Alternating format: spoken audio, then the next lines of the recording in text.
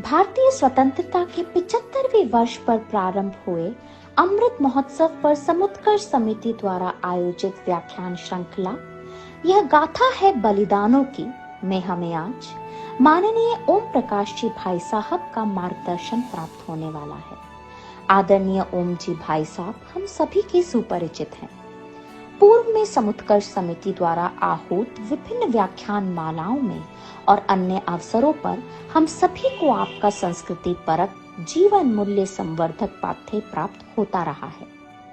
मैं आज के इस पुनीत अवसर पर मान्यवर भाई साहब से निवेदन करूंगी कि हमें प्रबोधन प्रदान करें। आदरणीय ओम जी भाई साहब। जब तक मेरे जैसी बेटी आपके राज्य में जीवित है तब तक अंग्रेज इस भूमि को स्पर्श भी नहीं कर पाएंगे। कमर में जो तलवार लटकी हुई थी उसमें से तलवार निकाली और स्वयं अकेली उन डाकुओं से भिड़ गई। डाकुओं का जो मुखिया था, सरदार था, तलवार के एक ही बार से उसका सिर धड़ से अलग कर दिया। ये जितने पुरुष वर्ग के लोग हैं जिस भारत मां को गुलामी की बेड़ियों से मुक्त कराने के लिए तत्पर हैं, वो भारत मां भी स्त्री है। माने इस भूमि को हमने मां का दर्जा दिया और स्त्री रूपी भारत माता, शक्ति रूपी भारत माता, या देवी सर्वभूतेषु मातृ रूपेण संस्थिता, द्वारिका बाई चापेकर बंधुओं की मां। उसने कहा, बेटी मेरे तो 3 ही पुत्र थे, चौथा होता तो मैं उसे भी फांसी के फंदे पर हंसते हंसते चढ़ा देता। ऐसी मां अगर न होती तो ऐसे सत्पुत्रों को जन्म दे पाती क्या? ऐसे शेर जैसे पुत्रों को जन्म दे पाती क्या, जो दहाड़ करते हुए अंग्रेजों को थर-थर कंपायमान कर देती। और वसीयत क्या लिखती है? मैं भारत की पुत्री हूं, मेरी मृत्यु के बाद मेरा दाह संस्कार किया जाए, मेरी देह को दफनाया न जाए और राख को संपूर्ण भारतवर्ष में बिखेर दिया जाए। हम तो इसलिए रो रही है कि हमें फांसी की सजा नहीं, ये फुलझड़ियां नहीं है, ये वज्रकाया है। ये क्रांतिकारिणियां थी। जिस प्रकार से क्रांतिकारियों ने भारत माता को गुलामी की बेड़ियों से मुक्त कराने के लिए अपने सर्वस्व जीवन को अर्पित किया, ये किसी भी रूप में उनसे पीछे नहीं थी। वो जब जाग उठेगी तो पूरे राष्ट्र को जागना पड़ेगा। वो जब जाग उठेगी तो ऐसे ऐसे कर्तव्य कर दिखाएगी कि पुरुषों को भी नतमस्तक होना पड़ेगा।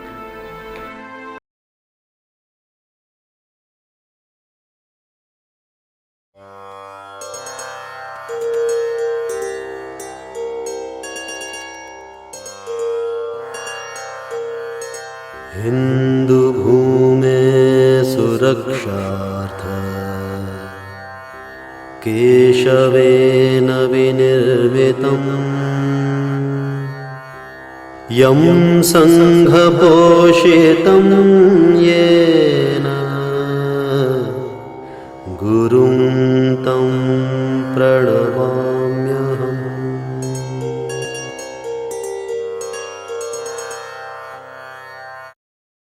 नमस्कार। समुत्कर्ष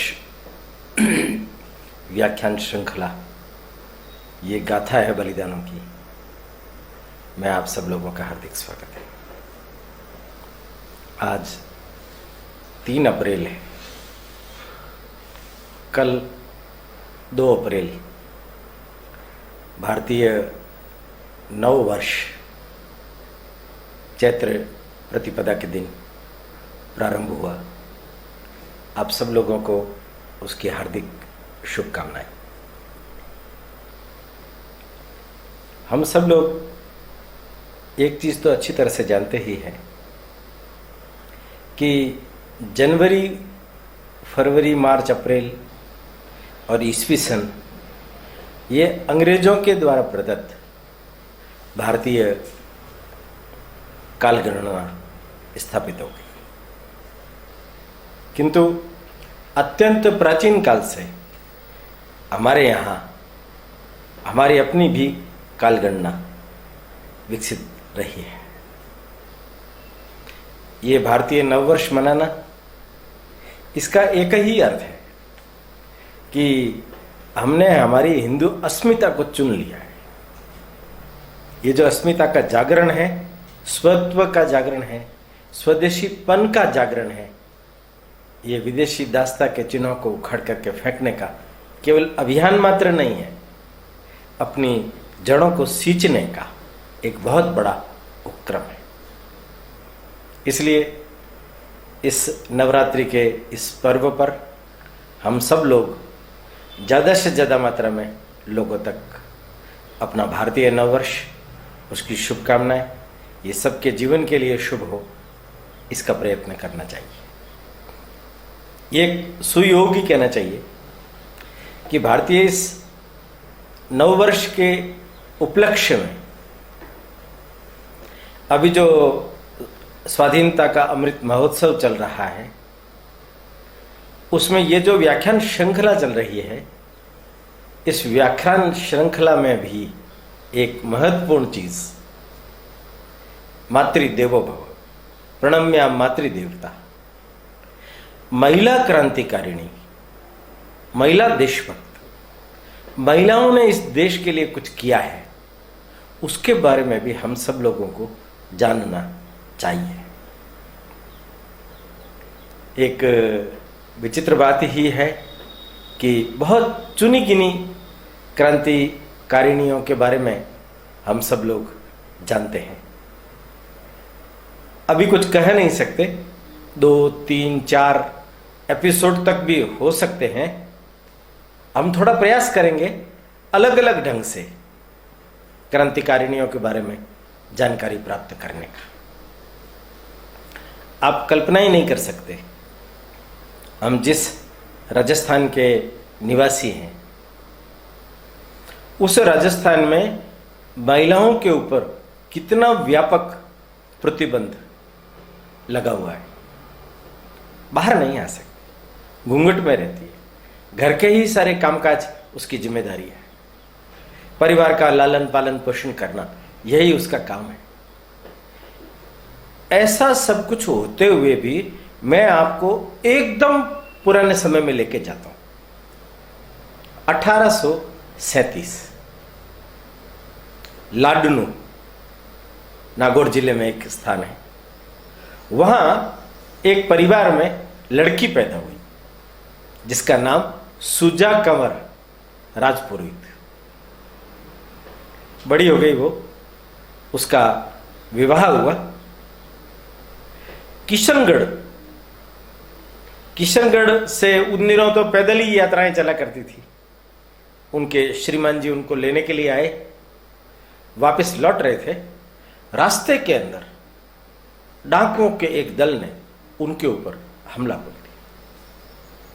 इनके पति कायर थे, वो डर करके भागने लगे। सुजा कंवर ने उनको रोका, रुकिए। उनके कमर में जो तलवार लटकी हुई थी उसमें से तलवार निकाली और स्वयं अकेली उन डाकुओं से भिड़ गई। डाकुओं का जो मुखिया था, सरदार था, तलवार के एक ही बार से उसका सिर धड़ से अलग कर दिया। शेष डाकू घबरा करके भाग गए, उनका धनमाल भी इनको मिल गया। इसकी हिम्मत भरी यह खबर सर्वत्र फैली। इसने निर्णय कर लिया, मैं ऐसे कायर पति को नहीं चुनूंगी। लौट के आ गई, अपने घर पर रहने लगी। वहां के ठाकुर थे बहादुर सिंह जी, उन्होंने इस घटना को जान करके इसका सम्मान किया। उसके बाद में ये पुरुष वेश में ही रहने लगी और एक योग ऐसा बना 1857 का, अंग्रेजों की एक टुकड़ी ने लाडनू को घेर लिया। ठाकुर साहब घबराने लगे, अब क्या होगा, किस तरीके से हम उनका मुकाबला करेंगे। इतने में कहते हैं कि ये जो सुजा कंवर है ये वहां आ गई और आकर के ठाकुर साहब को प्रणाम बोला और कहा कि मेरे रहते हुए आपको डरने की कोई आवश्यकता नहीं। जब तक मेरे जैसी बेटी आपके राज्य में जीवित है तब तक अंग्रेज इस भूमि को स्पर्श भी नहीं कर पाएंगे। उनके नेतृत्व में युद्ध हुआ और उस युद्ध में अंग्रेज हार करके भाग गए और ये जीत करके आए। सर्वत्र इसका सम्मान किया गया। बहादुर शाह गदगद हो गए। ये 20-21 साल की लड़की अंग्रेजों के दांत खट्टे कर दिए, उनकी सेना को भगा दिया। इसके नेतृत्व में हमारे को विजयश्री प्राप्त हुई। उसके सम्मान में उसका नाम सुजान सिंह कर दिया। पुरुष प्रधान समाज है ना, लोग ऐसा ही समझते हैं कि पुरुष होने में ही पुरुषत्व है, स्त्री होने में जो स्त्रियार्थ है वही पुरुषार्थ है। उसको मान सम्मान दिया गया, राज परिवार का सदस्य बनाया गया, हर जगह पर उनको बुलाया गया। उसने अपने नेतृत्व के अंदर देशभक्ति की अलग जगह कर लोगों को अंग्रेजों के विरुद्ध कार्य करने के लिए उत्प्रेरित किया। 1902 में सुजा कंवर का स्वर्गवास हो गया। मैंने जानबूझ करके प्रारंभ में अपने ये जो एपिसोड है जो महिलाओं को समर्पित है, उसमें राजस्थान का ये विशेष उदाहरण इसलिए चुना कि राजस्थान जो एक रीति रिवाजों से परिपूर्ण राज्य है, वहां पर भी इस प्रकार का स्त्री रत्न पैदा हो सकता है जो देश और समाज को नई दिशा दे सकता है, उनके सामने अपना आदर्श रख सकता है। तो देश भर के अंदर न मालूम अनगिनत कितने लोग होंगे। मित्रों, इस पूरे क्रांतिकारी अभियान में जिसने अपने इस देश को स्वतंत्र कराया, स्वाधीनता दिलाई, उन लोगों के अपने परिवार में स्त्री ने अलग अलग प्रकार की भूमिकाएं निभाई है। स्त्री मां भी है, स्त्री पत्नी भी है, स्त्री बहन भी है, स्त्री दादी भी है। स्त्री के विभिन्न रूप हैं। हर रूप के अंदर स्त्री ने उस समय में सेक्रीफाइस किया है, त्याग और बलिदान का नया इतिहास रचा है। एक एक महिला का जीवन देखिए। ये जो क्रांतिकारी जीवन अपने को आगे की तरफ बढ़ते हुए दिखते हैं, उन क्रांतिकारी जीवनों के पीछे महिला शक्ति का तपस्या पूर्ण जीवन अगर नहीं हो तो ये जी नहीं सकते। देखिए, ये जितने पुरुष वर्ग के लोग हैं, जिस भारत मां को गुलामी की बेड़ियों से मुक्त कराने के लिए तत्पर हैं, वो भारत मां भी स्त्री है। माने इस भूमि को हमने मां का दर्जा दिया, और स्त्री रूपी भारत माता, शक्ति रूपी भारत माता, या देवी सर्वभूतेषु मातृ रूपेण संस्थिता, नमस्तस्यै नमस्तस्यै नमस्तस्यै नमस्तस्यै, उसको हम नमस्कार कर रहे हैं। उसके लिए हम अपने जीवन को लगा रहे हैं, उसके लिए हम अपने जीवन सर्वस्व को न्यौछावर कर रहे हैं। ये जगत माता है, ये जगत गुरु के सिंहासन पर अधिष्ठित थी, इसको फिर से उसी सिंहासन पर अधिष्ठित करना है। इसके लिए मातृशक्ति का योगदान, मातृशक्ति का योगदान। मैं शुरू करता हूं। क्रम थोड़ा आगे पीछे होगा, क्रम थोड़ा आगे पीछे होगा, पर एक ही प्रकार का एपिसोड आपके सामने रखने का प्रयास करूंगा। मैडम भीकाजी कामा सन 1861 में 24 सितंबर को उनका जन्म हुआ, मुंबई। अच्छे घराने, 24-25 साल की उम्र में रुस्तम जी के साथ में उनका विवाह हो गया। उससे पहले वो देश में चल रहा आजादी का आंदोलन, उसके विविध प्रकारों में जुड़ गई थी। जब उसका विवाह हुआ, उन्होंने अपने पति को स्पष्ट रूप से कह दिया था, मेरा विवाह मेरे ध्येय के साथ में हो चुका है। रुस्तम जी ने, उनके परिवार के अन्य लोगों ने कहा कि तुम तुम्हारे वैभव के अनुसार, परिवार की गरिमा के अनुसार, खानदान के अनुसार काम करो, तुम कहां ये देशभक्ति के इन कामों में उलझी हुई हो। पर वो नहीं माने। उन दिनों प्लेग हुआ मुंबई में, प्लेग में रात दिन सेवा करने के कारण से ये बीमार हो गए। तो परिवार वालों को मौका मिला, इसको यहां से दूर कर दिया जाए। 1902 में इंग्लैंड भेज दिया। वहां वो ठीक हुई गई, किंतु ठीक होने के बाद दादा भाई नौरोजी वहां पार्लियामेंट का चुनाव लड़ रहे थे।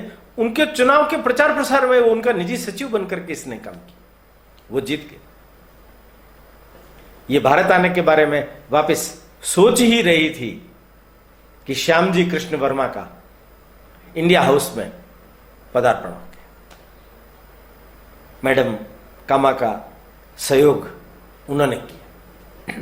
मैडम कामा के मन में देशभक्ति का जो शोला फूट रहा था, बुलबुला बड़ा हो गया था, उसको उन्होंने प्रश्रय दी। उनके साथ मिलकर के मैडम कामा ने बहुत काम किया। फ्रांस, पेरिस, अमेरिका, वहां तक की यात्राएं की। वहां जाकर के उन्होंने आयरलैंड, रूस, फ्रांस, इन जगहों पर जो क्रांति हो रही है उनके बारे में तो आप सब लोग जानते हो, किंतु भारतवर्ष के लोग भी क्रांतिकारी हैं। वो भी अपने देश को स्वतंत्र कराने के लिए प्रयत्न कर रहे हैं। उनके कामों में भी हमें सहयोग करना चाहिए। वो खुद भी धन संग्रह इत्यादि करके क्रांतिकारियों को शस्त्र, पैसा इत्यादि बेचने में काम करती थी। सबसे महत्वपूर्ण रोल जो उनका था, 2007 में जेनेवा में जब राष्ट्रों का सम्मेलन हुआ, उस सम्मेलन के अंदर उन्होंने भारत की आवाज को बुलंद किया। अंग्रेज अपने आप को मानवतावादी कहते हैं। भारतवर्ष के अंदर उनका अन्याय, अत्याचार देख करके आई। हर एक देश के प्रतिनिधि अपने देश का ध्वज ऊपर उठाते थे। इसने भी ध्वज की संकल्पना की।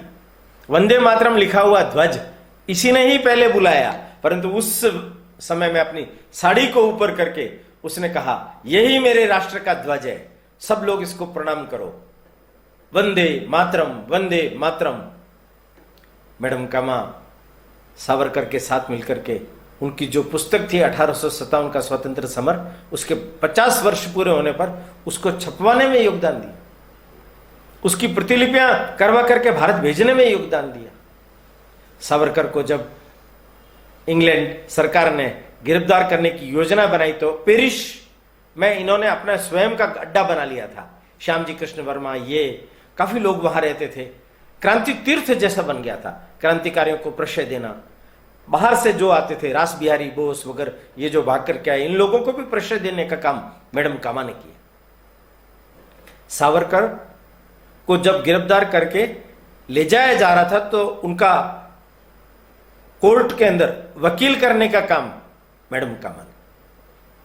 उनको छुड़वाने का जेल से काम इन्होंने प्रयास किया, सफल नहीं हो पाए।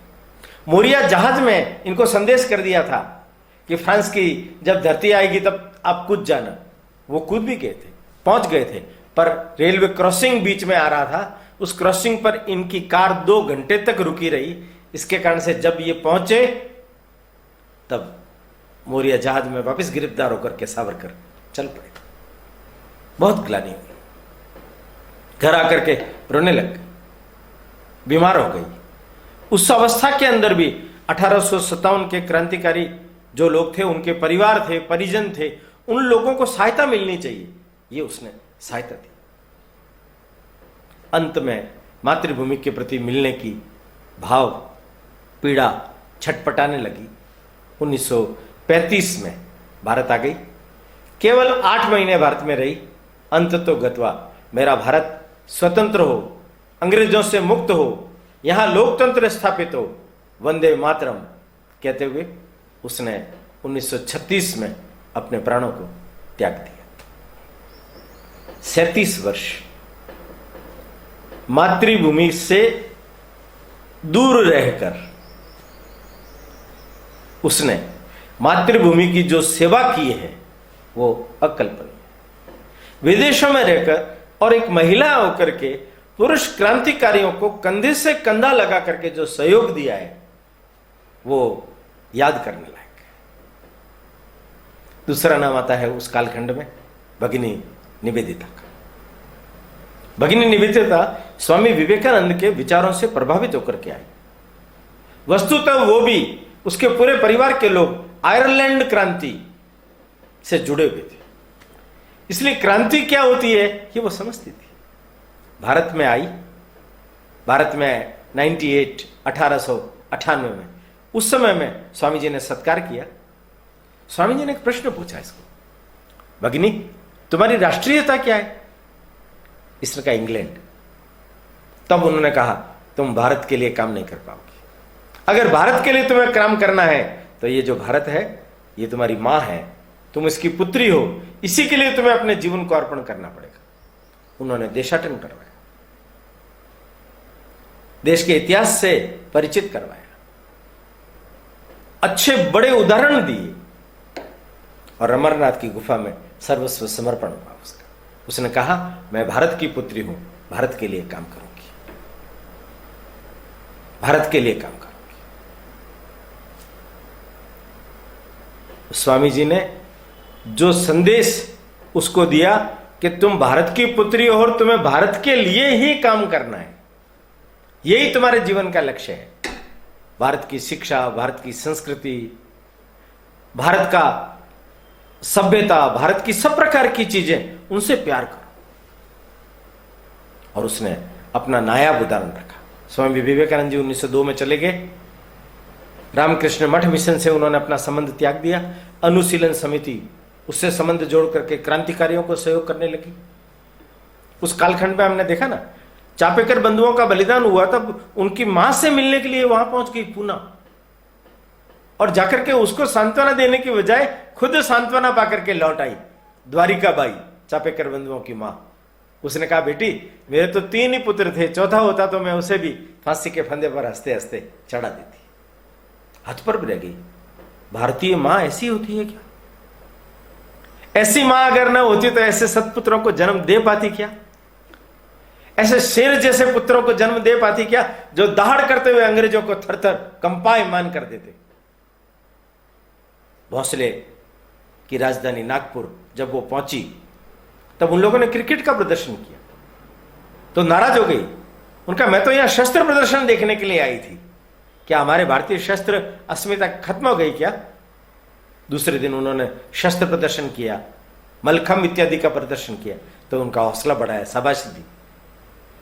उसी समय महर्षि अरविंद से मिले, उनसे बातचीत हुई, उनको प्रेरणा दी। सरला देवी चौधरी उनसे मिली, उनको प्रेरणा दी।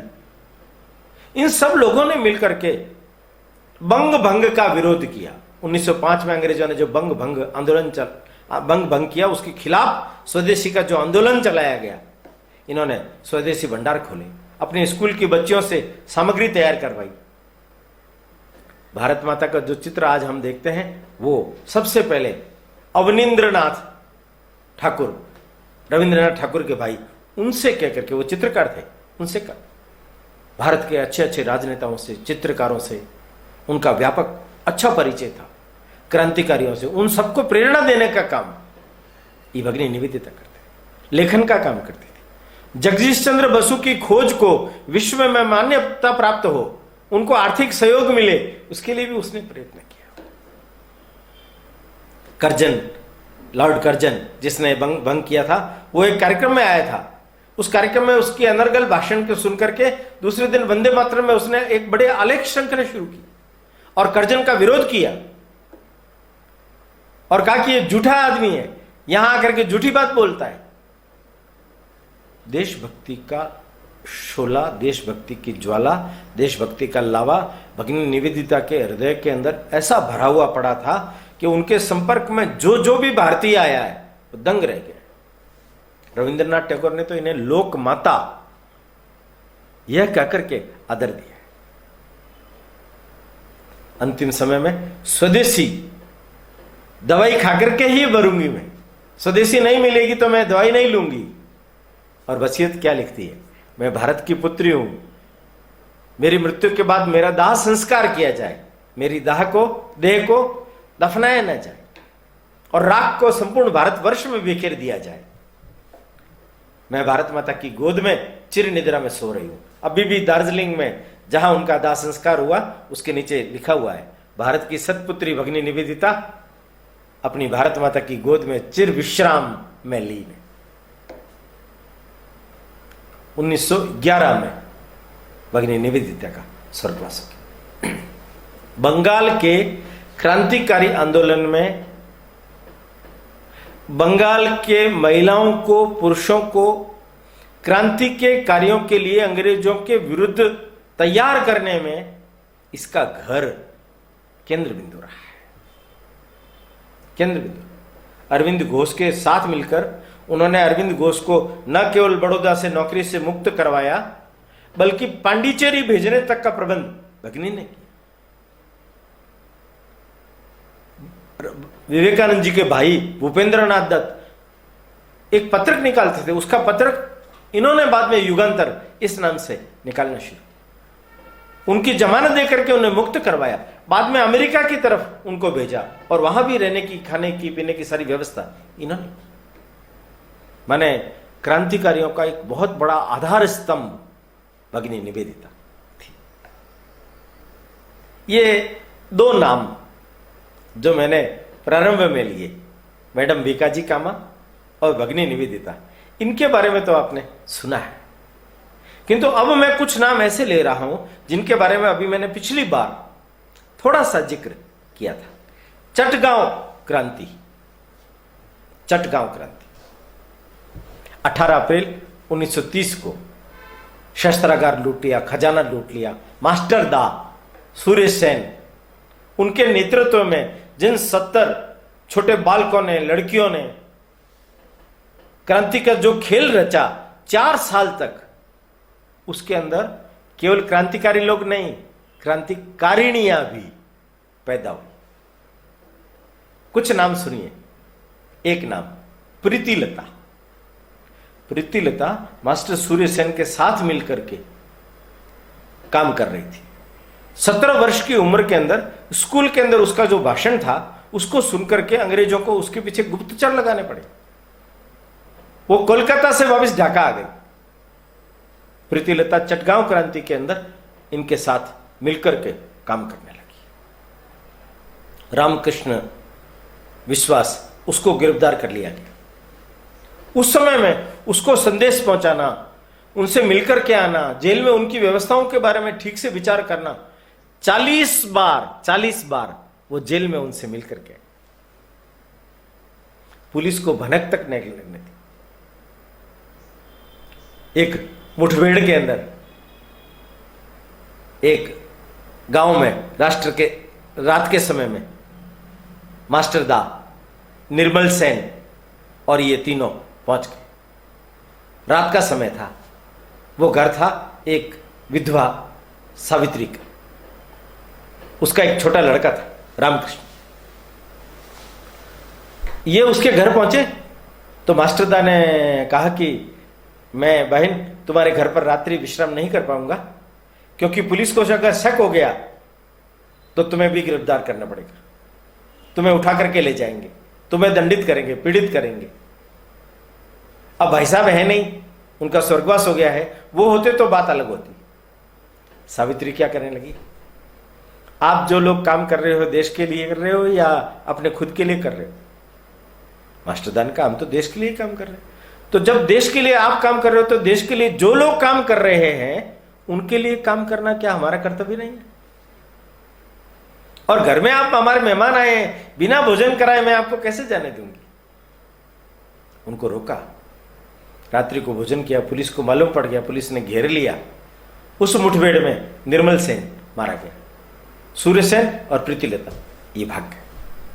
बाद में सावित्री और उनके लड़के को गिरफ्तार कर लिया गया, 4 साल की सजा दी गई। दोनों मां बेटों को अलग अलग रखा गया। बेटे को इतनी यातनाएं दी गई कि वो मर गए, उसको मिलने नहीं दिया, दूर से ही वो उसकी लाश को देख पाई। मित्रों, क्रांतिकारियों को सहयोग करने मात्र से लोगों को अपने जीवन के अंदर कितनी बड़ी हानि उठानी पड़ी है, पर उसका उनको रंज नहीं है, गर्व है। गर्व, मुझे अपने बेटे की लाश को देखने तक नहीं दिया, कोई बात नहीं। देश का कार्य करने वालों के साथ में हमेशा ऐसा होता है। दिनेश गुप्त और रामकृष्ण विश्वास को फांसी की सजा हो गई थी। तो जहां फांसी होने वाली थी उस जेल में जिसको वहां रखा गया था उसको डायनामाइट से उड़ाने का प्रयत्न किया गया, जाल भी बिछाया गया, पर पुलिस को पहले से भनक लग गई तो उन्होंने उसको डिस्कनेक्ट कर दिया। सूर्य सेन ने प्रीतिलता को परख लिया था, 40 बार वो जेल में जाकर के आई थी, बड़ी हिम्मत वाली लड़की है। तो उसको कहा यूरोपियन क्लब अंग्रेज डांस कर रहे हैं, उड़ा दो उसको। प्रीतिलता के नेतृत्व में 3-4 क्रांतिकारियों का दल गया वहां और वहां जाकर के आदेश दिया उसने, आगे बढ़ो मित्रों, एक एक को भून दो, और खुद भी पिस्तौल लेकर के टूट पड़ी। कम से कम भी 12-13 अंग्रेज महिला पुरुष वहां मार दिए। अचानक पुलिस ने घेरा दिया, इनके साथी भी 2-3 लगे, इसके हाथ में गोली लग गई, बचना बड़ा मुश्किल था। कैसे निकलेंगे? जीवन घोषाल वहां मारा गया, अनंत सिंह वहां मारा गया। अब क्या करें? कल्पना दत्त नाम की इन्हीं के संघ में जो एक महिला नेत्री थी, पहली बार संपर्क में आने के बाद, उससे बातचीत हो जाने के बाद, उससे उसने कहा कि अपने सतीत्व को, अपने अस्तित्व को बचाने के लिए कोई उपाय है क्या? तो कल्पना दत्त ने बोला, है उपाय। कल्पना दत्त ने उसको पोटेशियम साइनाइड, वो पुड़ी अपने पास में रखती थी। उसने कहा अपना अंतिम समय आ गया है, देश के लिए बलिदान देने का, शहीद होने का, शहादत देने का यही अवसर है। पोटेशियम साइनाइड लिया और खा लिया, अपना अंत कर लिया। ये कल्पना दत्त जिसका मैंने नाम लिया, ये भी सूर्यसेन के साथ में मिलकर के बहुत काम किया। जलालाबाद की, गन्ना घाट की लड़ाइयों में वो स्वयं थी। एक 17 साल की लड़की, एक 17 साल की लड़की क्रांतिकारियों के साथ मिलकर के उनके सब प्रकार के कामों में सहयोग कर रही है। कैमरान कैप्टन, उसको मारने में कल्पना दत्त का बहुत बड़ा योगदान रहा। उस मुठभेड़ में उसने मारा। ये अपने चाचा के पास में क्रांतिकारी साहित्य लेकर के पढ़ती थी। कॉलेज के दिनों से ही इसको व्यायाम करना, तैराकी करना, दीपाली संघ से जुड़ करके शस्त्र का प्रशिक्षण लेना, ये इसने शुरू कर दिया। और सूर्यसेन से मिलने के बाद तारकेश्वर दस्तीदार, ये सूर्यसेन के प्रमुख मित्र रहे हैं, क्रांतिकारी साथी रहे हैं, उनसे प्रेरित होकर के इसने क्रांतिकारी दल में सहयोग किया। और कल्पना दत्त अनेक बार घिरी, बारिश में भी पकड़ी गई, पर बम गोलीबारी करते हुए उस गोलीबारी के बीच के अंदर निकल गए। आप सोचिए 17 साल की उम्र, जो खेलने खालने की उम्र होती है, उस समय ये गोलियों से खेली। हाथों और पैरों में जिस समय में मेहंदी रचाई जाती है, तब ये पिस्तौल से खेल करके रंगों की होली, खून की होली खेल करके उससे रंग रचाती थी। अंत में सूर्यसेन जब पकड़े गए, तब तारकेश्वर दस्तीदार ये भी पकड़े गए। इन दोनों को 1934 में फांसी की सजा हुई और कल्पना दत्त को आजीवन कारावास। अब देखिए कल्पना दत्त का स्टेटमेंट क्या है। एक ही जैसे काम करने वाले लोगों के साथ में यह भेदभाव कैसा? पुरुष है तो फांसी, स्त्री है तो कारावास। दोनों को फांसी मिलनी चाहिए ना, मुझे फांसी क्यों नहीं मिली? देखिए कैसा भाव है। जेल में भेज दिया गया कल्पना दत्त को। 2 बहनें और थी, वीणा दास और कल्याणी दास। कल्याणी दास को भी इस कॉलेज के दिनों में हड़ताल करने के लिए, अंग्रेजों के विरुद्ध कार्रवाई करने के लिए 2 साल गिरफ्तार किया, फिर छोड़ दिया गया। बाद में झूठे आरोप लगा करके उसको गिरफ्तार करके आजीवन कारावास में डाल दिया गया। इसकी ये जो बहन थी वीणा दास, ये इतनी बहादुर लड़की थी कि कॉलेज के दिनों में भी लोग इसका खौफ मानते थे। लड़के तक भी मानते थे कि ये लड़की कैसी है जो लड़कों से भी ज्यादा आंदोलन और गतिविधियों के अंदर भाग लेती है। बीए पास कर ली इसने बेजुला कॉलेज में। उसका दीक्षांत समारोह था। कलकत्ता का गवर्नर और कुलपति कलकत्ता विश्वविद्यालय का, वो वहां मुख्य अतिथि के रूप में आने वाला था, स्टैनले जैक्सन। इसने निर्णय कर लिया आज कारनामा करना है। ये पिस्तौल सीख गई थी, पिस्तौल लेकर के आई, और जब इसका नाम पुकारा गया तो ये मंच पर गई और उस स्टैनले को भाषण देने के बाद में उसके ऊपर गोली चला दी। वो हतप्रभ रह गया, ये क्या हो गया, एक लड़की गोली चला रही है, उसकी बाह पर लगी, वो मरा नहीं, घायल हो गया। इतने में सुहारा वर्दी करके एक पुलिस अधिकारी था, वो पास में लपका, उसको उसने पकड़ा। ये दुबली पतली लड़की, ये गोली पर गोली चला रही है, इसकी पिस्तौल के अंदर जितनी गोलियां थी सब चल गई, इधर उधर लगी, कई निशाने पर नहीं लगी, इसको पकड़ लिया गया। देखिए अब अंग्रेजों के राज में क्या होता है, एक ही दिन में, एक ही बैठक में इसके ऊपर मुकदमा तय हो गया, आजीवन कारावास। इसने स्टेटमेंट दिया, इसने कहा कि अपमान की अवस्था के अंदर अंग्रेजों की गुलामी में अपने जीवन को जीना उससे अच्छा है उनको मौत के घाट उतार करके अपना विरोध प्रकट करना। उनका स्टेटमेंट बहुत प्रसिद्ध हुआ है।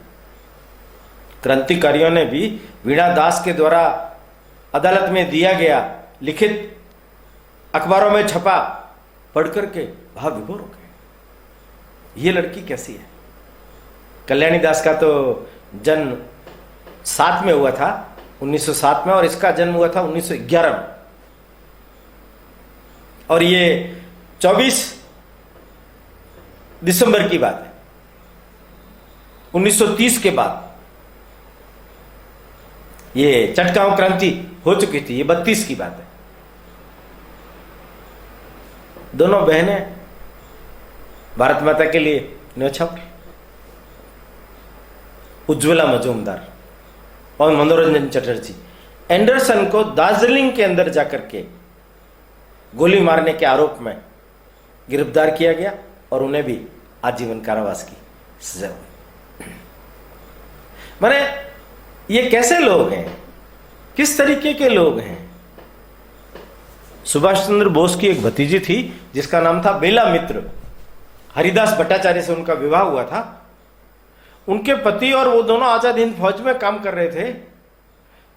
21-22 लोगों को गिरफ्तार किया, उन सबको फांसी की सजा मिल गई। ये पीछे पड़ी, बड़े बड़े कांग्रेस के नेताओं से मिली, गांधी तक भी गई।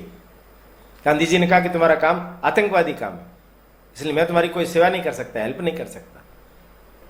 किंतु बाद में कहते हैं कि उन्होंने थोड़ा सा कह करके उनकी फांसी की सजा को आजीवन कारावास में बदल दिया। देश की आजादी के बाद में भी 3-4 साल ये जीवित रही।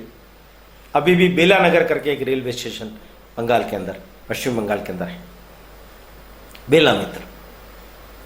न मालूम कितनी क्रांतिकारियां होंगी जिन्होंने अपने जीवन में कुछ न कुछ देशभक्ति का काम करना चाहिए। उसमें आप लोगों ने नाम सुना होगा, शांति घोष और सुनीति चौधरी। बड़ा जबरदस्त नाम है। ये बालिकाएं हैं, ये लड़कियां हैं, 6-7वें दर्जे में पढ़ती है। जिस समय इन्होंने कारनामा किया था, और कैसा कारनामा किया, एक का जन्म कोलकाता में हुआ, एक का जन्म कुमिला। कुमिला त्रिपुरा के अंदर स्थान है, त्रिपुरा का केंद्र है कुमिला। ये दोनों लड़कियां वहां पढ़ती थी। वहां का जो जिला मजिस्ट्रेट था जॉर्ज स्टीवेंस, क्रांतिकारियों की उसके ऊपर नजर थी। सीआईडी पुलिस ने उसको स्पष्ट कह रखा था, बाहर मत निकलना। कांटों की तारबंदी से घिरा हुआ उसका बंगला, सशस्त्र पहरा, वो कहीं बाहर नहीं निकलता। उसने अपने भाई को पत्र लिखा था, वो अखबार में बाद में छपा भी। उसने लिखा कि क्रांतिकारियों की मेरे ऊपर नजर है, वो लॉन्ग रेंज की बंदूक से भी मुझे निशाना बना सकते हैं, इसलिए मैं बाहर नहीं निकल रहा हूं, किसी से मिलजुल नहीं रहा हूं, तारबंदी में पूरी तरह से कैद हूं मैं। क्रांतिकारियों ने इन दोनों बालिकाओं को चुना, एक का नाम शांति घोष, एक का नाम सुनीति चौधरी। 15 साल 16 साल दोनों ने निर्णय किया।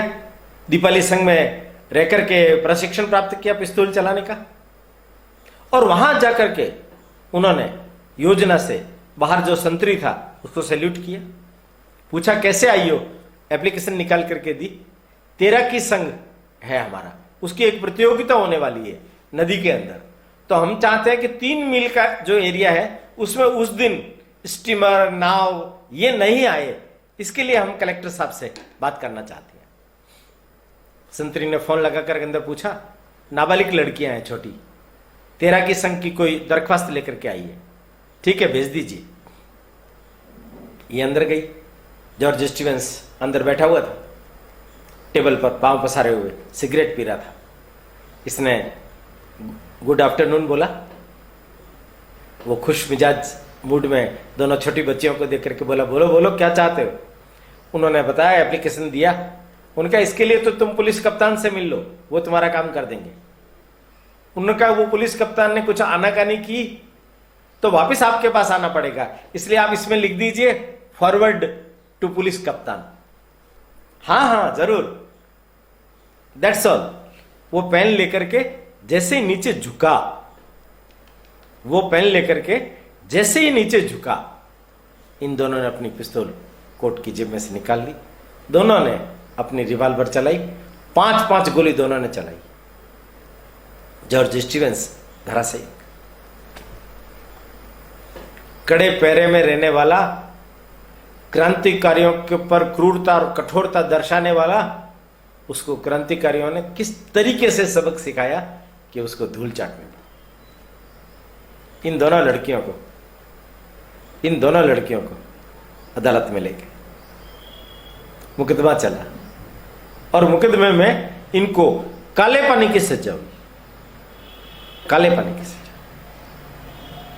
आजीवन काले पानी की सजा सुनकर के दोनों बच्चियां रोने लग गई। लोग कहने लगे, वकील कहने लगे, अरे इतनी कायर और डरपोक थी तो ये इतना बड़ा कारनामा काहे के लिए किया, अब रो रही हो। सुनिए मित्रों, उनके उत्तर। वो क्या कहती है, हम इसलिए नहीं रो रही कि हमें काले पानी की सजा हो गई है, हम तो इसलिए रो रही है कि हमें फांसी की सजा नहीं हुई। अरे पूरे भारतवर्ष में भारत माता को गुलामी की बेड़ियों से मुक्त कराने के लिए उनके सतपुत्रों ने हंसते हंसते फांसी का फंदा चूम लिया। हम लड़कियां हैं, इसलिए हमें यह सुअवसर प्राप्त नहीं हुआ। हम भी ये दिखा देना चाहते थे देशवासियों को कि देखो, देश में ये सतपुत्रियां भी है जो हंसते हंसते फांसी का फंदा चूम रही है। 16-17 साल की उम्र में आजीवन काला पानी की सजा प्राप्त करके जब लौट करके आई तो कनपटियां सफेद हो गई। अपने जवानी के सुनहले सपने उन्होंने भारत माता को आजाद करने के लिए खद्दर के वस्त्र पहन करके साधना तपस्या करते हुए अर्पित करते।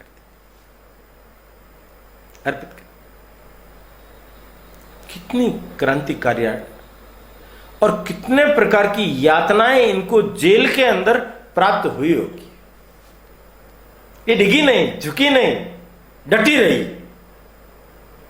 दिखा दिया ये फुलझड़ियां नहीं है, ये वज्र काया है, ये बारूद है जो कभी भी फूट सकता है। भारत की स्वतंत्रता के लिए, स्वाधीनता के लिए किस तरीके से महिलाओं ने काम किया है। भगत सिंह, सुखदेव, राजगुरु, चंद्रशेखर आजाद, उनके साथ मिलकर के भी सुशीला दीदी, दुर्गा भाभी, इन्होंने काम किया। दुर्गा भाभी इलाहाबाद की थी, ये भगवती चरण बोहरा के साथ में ब्याही गई। उसमें पढ़ाई लिखाई पर लड़कियों पर जोर नहीं था। दुर्गा भाभी भगवती चरण बोहरा के साथ विवाह करने के बाद पढ़ी, संस्कृत पढ़ी और बाद में अध्यापिका की नौकरी करने लगी। अपने जीवन में मॉन्टेसरी की शिक्षा आयनाड जाकर के चेन्नई के पास तमिलनाडु में सीख करके आई, जो उसके बाद में काम आई। भगत सिंह को लाहौर से सैंडर्स वध हो जाने के बाद सुरक्षित पहुंचाने के लिए दुर्गा भाभी ने उनकी पत्नी बन करके, अंग्रेज मैम बन करके वहां पहुंचवाया। भगवती चरण वर्मा वहां पहले से ही पहुंचे हुए थे।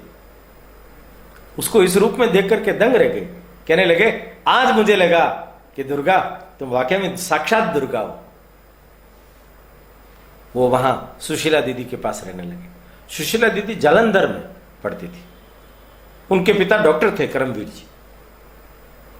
ये उस समय में कुछ कुछ पंजाब के वायुमंडल से प्रभावित थी, पर वो वहां कलकत्ता के अंदर किसी एक सेठ के वहां उनकी बच्ची को पढ़ाने के लिए रहने लग गई थी। लक्ष्मी देवी और उनकी बच्ची का नाम सावित्री। ये सेठ छज्जूमल उनके परिवार में इसने अपना इतना विश्वास बना लिया, लक्ष्मी देवी को और उसको उनकी बेटी को, दोनों को अपना विश्वस्त बना लिया। उनको भी क्रांतिकारी गतिविधियों का संदेश लेने में, शस्त्र भेजने में उपयोग करने लगी और उनसे अनुमति लेकर के भगत सिंह को वहां ठहरवाया, भगवती चरण बोहरा को वहां ठहरवाया।